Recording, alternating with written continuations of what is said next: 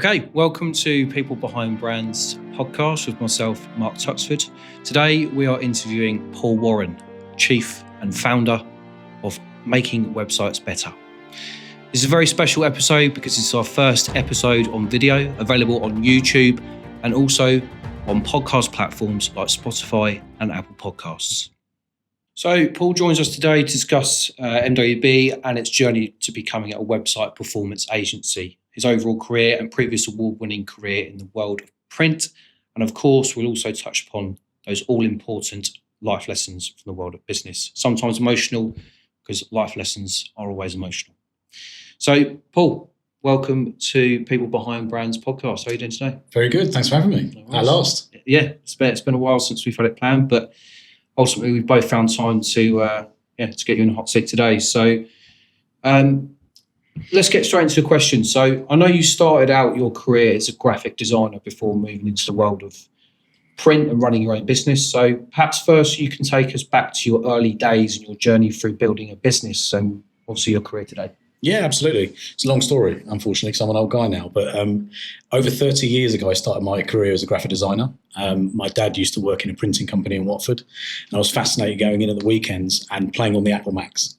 Mucking around in the swivel chairs as a teenager, but getting a bit of chance to have a go at the Apple Macs and play with the software, I realised actually I was quite creative and able to sort of manipulate the software to create work. And within a few weeks of going in with my dad to these Saturdays, I was able to do commercial work. And by the time I was about 14 years old, I was doing freelance work. And by the time I was 15 years old, I was doing, looking at setting up an agency. By the time I was 16, I'd had set up an agency and I was doing billable work before I left school. And I didn't do so well at school. So, I don't yet know, but I think I'm ADHD and I'm very much have a definite problem with attention. And school wasn't for me, but having that creativity, having that focus to, play with amazing software and amazing hardware gave me that sort of spark to find what I was good at. I had a career. I went to college. I did a HND in print and design. Took my first job as an apprentice within a printing business. And the great thing about that was I was so passionate about being a designer. I wanted to be creative, but 4 days a week they'd have me doing something else in the business. So I'd be working on the counter serving customers. I'd be going out doing sales. I'd be going out as a paired delivery driver. I'd be running printing machinery. I'd be doing all sorts. And it was fantastic to give that grounding in all the areas.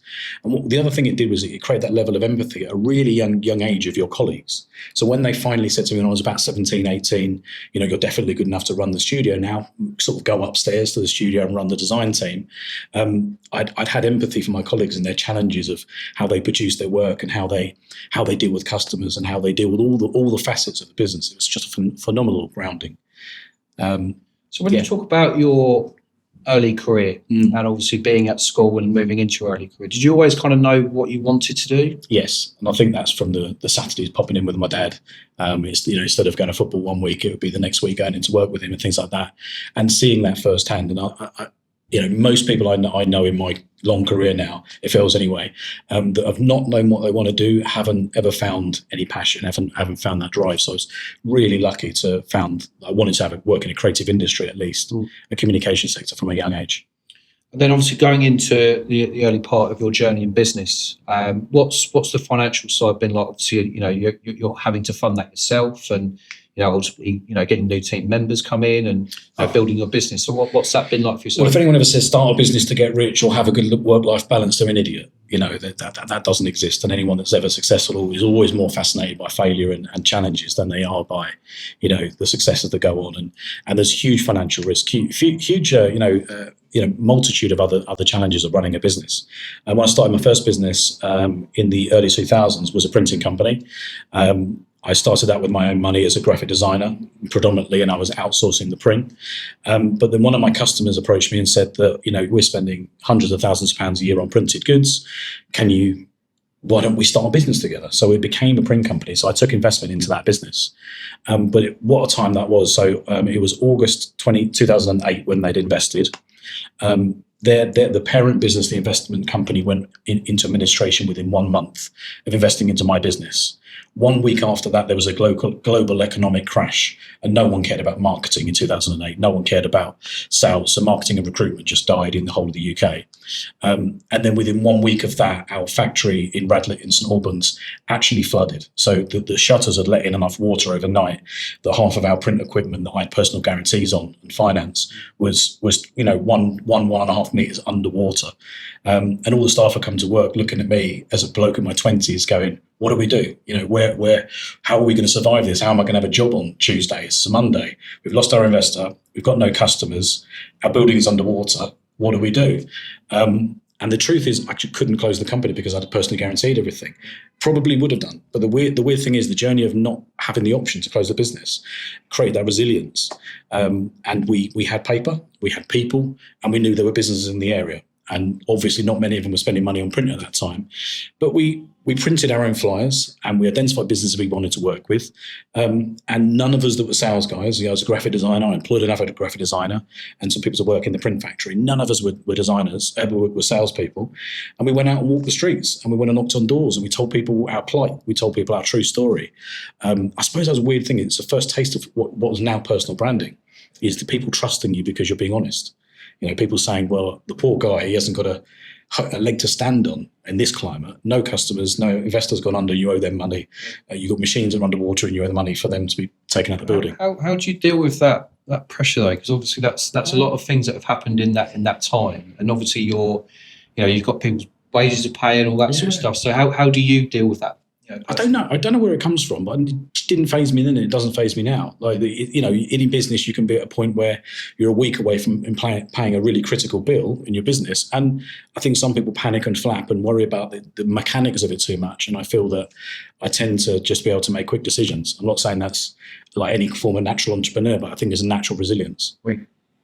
So talk to us about MWB making websites better. So, you've had your print background, moving into what is websites at the time, which is very much websites. I know we're digital performance as well, but at that time, 2019, it was very much website focused. So what made you want to go into the sort of website area?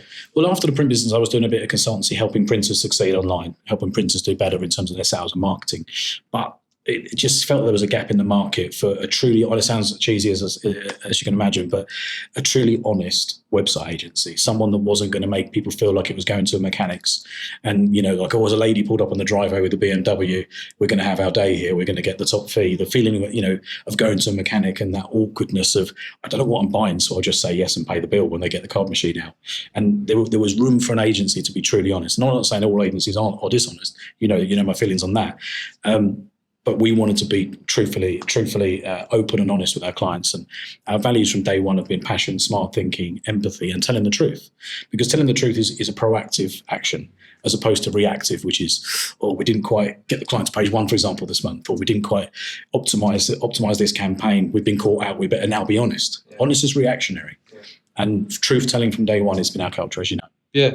And obviously now introducing the kind of website performance angle to it, so through digital marketing strategies and digital performance.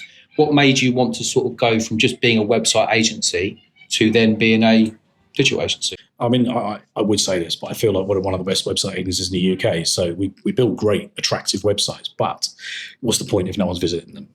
And many of our clients were perhaps confused by the website area, but even more confused and felt overwhelmed with going to the wrong agency. Hiring the wrong agency is extremely expensive. A bit like the analogy of hiring the wrong staff member is expensive, but I think hiring the wrong agency is even more expensive. So the digital element came in just again with our ethics to try and improve performance for our clients.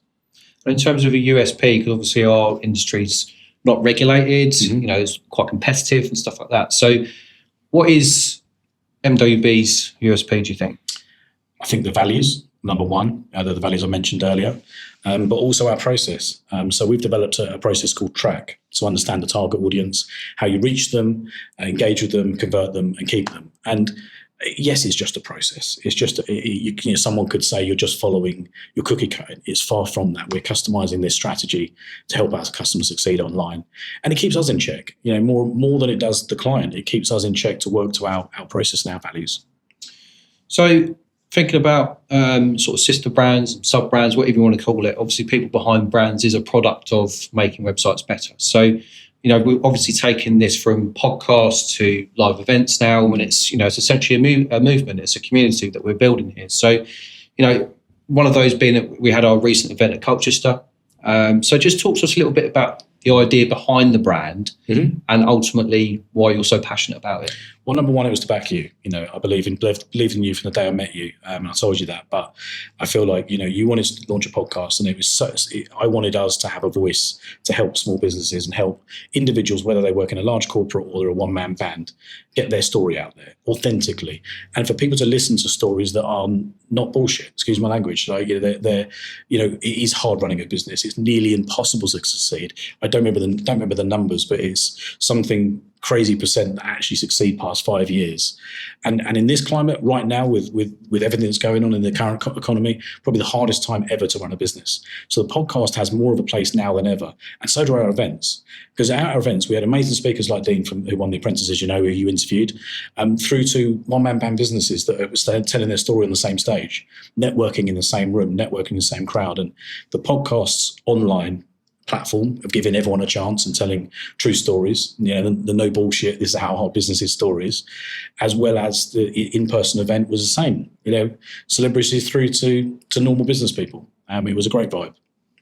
So turning our attention now to more about, your time away from the business. I know you don't get a lot of it, but ultimately when you think about working long hours and, having that sort of drive and passion for not just the business, but the industry itself, talk to us about your sort of personal life and what that sort of consists of. Obviously your wife, your kids and all that sort of stuff. Yeah, I've got an amazing wife. We met actually at the same time that I started the print business. So she's watched this journey, my whole career of a print company through to this web business. And she supported me the whole way. And one story I want to say about this is with regards to her support, as you don't know someone's backing you until they're perhaps vocal about it. And sometimes people aren't always vocal about their emotions or vocal about, I'm here to support you. But there was one award ceremony we went to in the printing industry. It was on a boat on the Thames. And we were up for Digital Printer of the Year, I think it was. And we had quite confident we were going to win it. And my wife didn't express this emotion until we didn't win the award. Someone else's name was called out. And she's sitting next to me and she got really emotional, really teary, really broke down.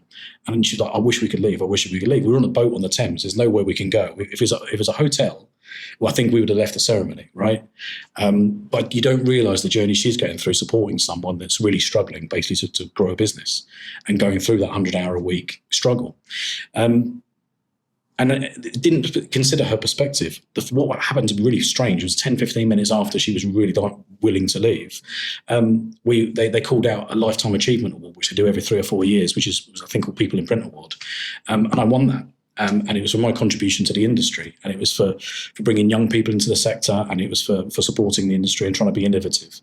And it was weird because when they were reading out the traits of the winner and they hadn't named the person yet, my wife's elbowing me and she's in floods of tears. And you look at it and you think, well, your partner, you don't know what your partner's going through when you're trying to run a business or anything, any occupation. You've taken risks in your occupation. You don't know what your partner's going through. So I think that's an important thing to say, that, as an entrepreneur, that you've got to consider who's around you. Yeah. My kids are fantastic. They've seen the whole journey, obviously. The whole time I've been self-employed. They love coming into the office on Saturdays and when I'm working, it keeps me company and they can play with gadgets and muck around. A bit like my dad did for me 30 years ago. Mm. So how much of an inspiration are your kids to you? Because I know, knowing you personally, that, you are a fantastic dad, along with wife Kelly as well as a mum. But how much of an impact do they really have on you running a business, but also now being dad? Yeah, it's odd because it's a bit strange because, again, I think it's the not understanding what the wife goes through, because I just crack on and work and then never stop working. And she's there to support them. But my kids are amazing. I'm so proud of my son. He just won a work experience at Amazon, as one of our clients, and had a really good time there. He knows what he wants to do. So I'm really proud of him and what he's doing. And my daughter's just a character. So, they're amazing. They keep you anchored. Yeah. So our podcast is founded upon honesty and how testing times have impacted our personal lives. So away from business, can you tell us about a challenging time that made your life? Yeah. I think when my sister passed away a few years ago, as you know very well through the charitable work that our business does, I think the business was in a position where we were at death's door as well. So our business was struggling to the point of, I can't believe we're keeping the doors open. And then I get a phone call from my dad saying that, you need to come around, your sister's passed. And it was like that week, struggling to raise money for paying bills. And at the same time of that going on, it was absolutely horrendous. And the weird thing is, I made 2 phone calls. One was to Ricky, our colleague. And I said, look, can you give me 2 or 3 days to sort myself out? And he did, and he was amazing. And then the second one was to my accountant and said, look, can you step in and help Ricky for 2 or 3 days? And then I didn't contact anyone with the business for over a week because I had all the stuff to do with the family. I came back and everyone around me had rallied. And I think the thing is, sometimes what does that teach you? Ask. Going through the hardest time ever, the worst 6 hours of my life or whatever, that feeling like you should go off and deal with your parents and grieving, but yet you're thinking, actually, I've got responsibilities. There's stuff. The business has got to pay bills in a few days. We've got stuff to do. That's awful because it's a baby. It's almost like a child. You can't drop your business. You've got to see it through. Yeah. So open up a little bit about your sister's passing and stuff like that. And I know you're an ambassador of the charity that essentially she's been affected by, but how much of an impact, again, has that had on you, your family, someone Huge. Very close to you sort of passing away? Well, I think it's the same as everyone. You don't really appreciate someone until they're gone, right? You don't appreciate a situation until afterwards. And SUDEP now while we support SUDEP Action, sudden and unexpected death due to epilepsy in action, an amazing charity that try and help with prevention of loss of life, as well as helping the bereaved and lobbying the government for best practices, access to medication, etc. I wouldn't have even considered that was a thing. I don't think most people that are linked to epilepsy even know that you can die. I didn't. My sister was perhaps 12 when she found out she was epileptic. I was about 13, 14 years old. So lived all that time until she was in her late 30s. I was in my early 40s, not knowing you could even die from epilepsy. And then she just did, lights turned off. But I would be, she would go through bad medication spells and have really bad skin outbreaks. And I hate to say this, I'm a brother, right? Even in my 30s, I would take the mick out of her. And you think about it now, and you think, well, what's she going through? She couldn't drive. She couldn't have children. She had to have a career where the work would know all about, her position. And she didn't. She was still living at home in her late 30s, and I've gone on and done all these amazing things and tried to build a life for myself and my family, and I've sort of left her behind. And that guilt of when she passed, of thinking, did I do the right thing as a brother? Well, you can't think that way. Unfortunately, I didn't. And I did take the mick out of her in the worst times of my life, but we were there for her and we supported her until the end. But unfortunately, it didn't work out. And that's why we now support the charity. And we've done some amazing things. You've jumped out of a plane in her memory. I've done a lot of running and other things. And this year, I think I'm going to do something a little bit more than just the running. We'll talk about that. But it's nice to have that purpose. Yeah. So having that bereavement's now turned into a lifelong purpose. Yeah. I think that we can do something to help that charity beyond their natural capabilities. Yeah, well, it's a nice sort of segue into my next question, which you just touched upon, their purpose. So what is your purpose? What is your why? I think if I go back to the print company days and after winning that People in Print award, someone asked me in one of the magazines was, why have you employed 22 apprentices in 1 year when you're a 36 staff business? That's crazy. You've employed more people than anyone in our industry that's that age, that 16 to 19-year-old age. And we've got businesses, thousands of staff businesses, and you're micro, and you've done that. And I think it was this feeling of everyone deserves to reach their potential. Cheesy as that sounds, I think, when you meet a young person who's in their teens or perhaps even older, and they don't know what they want to do, it sounds silly. It's sort of a frustration for me because I feel like everyone should have the opportunity to find out what they want to do. So I think that's definitely something that I'm passionate about. I mean, our colleague Ricky's been with me since he graduated from university, and he's amazing. And that's not me, but he's had the platform through our relationship to succeed. And I feel like if business can be about money, of course, but I would never be the person to be in a room and brag about money. I'd be the person to brag about my colleagues doing well. I think that's perhaps my purpose, is helping people reach their potential. Yeah. So away from the world of work, I know business and NWB and whatever else you're involved in are your passions, really. But your other passion is obviously being a passionate Arsenal fan. Yes. So going to many home games and travelling the country during your youth, supporting the Gunners. So talk to us about this area of your life and other interests you get involved with.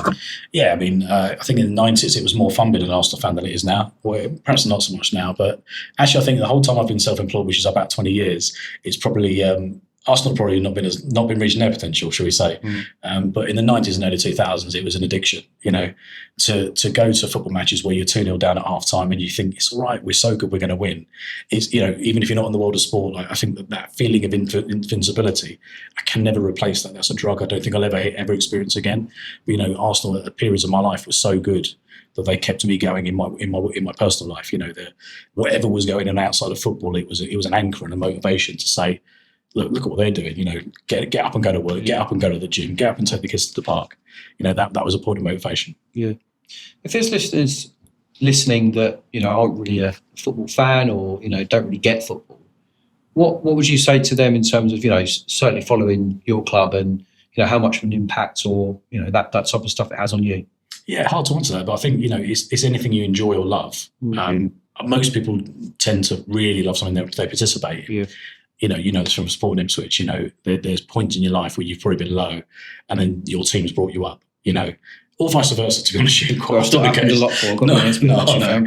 It's getting rarer, but I think it's that it's something that you can truly love that can change your outlook on life for that period. Yeah. Okay, so Paul, take us back to a time that impacted us all from a professional and personal point of view. COVID-19. What did you learn about yourself, perhaps during that time, as well as the business and industry?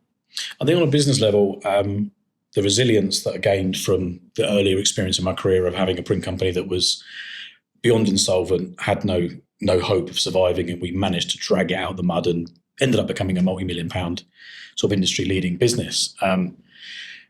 The resilience there and the many years since of seeing extreme, unexpected situations. So from a business point of view, for ourselves in that March 2020, I'm thinking now, we went from having a normal pipeline of work and a normal retainers and contracts coming in. And I think at that time we had a couple of really big projects in the agency, and they all went within a week. And that's scary, because you don't understand things like furlough. You don't understand things about how these mechanics work.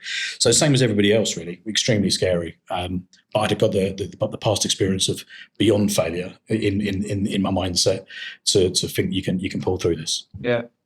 I think a lot of people might see COVID-19 as potentially a sort of failing in their business here and there. But, if you were to talk about sort of failure or the word failure or the feeling around it, certainly, how have you dealt with any failings in your life or career to date? Used to think it was a dirty word, right? Like I think most British people do. British people don't talk about failure.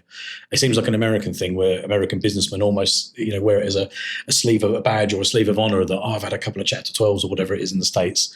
I've had a couple of businesses that haven't succeeded. And in Britain, it's seen as a dirty word. I've had a couple of business failures in my whole career, right? And not proud of the outcomes, but I was proud of the way that I dealt with them. And I think that every sort of successful person is actually interested in failure, wants to learn from it.